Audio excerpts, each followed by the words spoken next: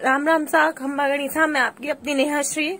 और मुझे बहुत अफसोस हो रहा है कि राजस्थान में राजस्थानी कलाकारों की रिस्पेक्ट नहीं है, और इसका रीजन यही है कि राजस्थान के लोग ही नहीं करना चाहते।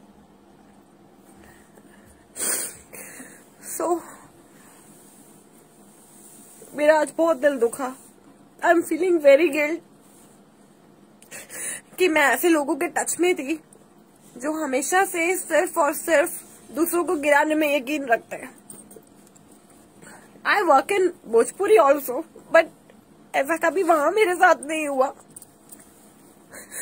बट आज एक ग्रुप के माध्यम से मैं जुड़ी हुई थी काफी टाइम से एसोसिएशन के साथ, और वहां पे बात चल गई कि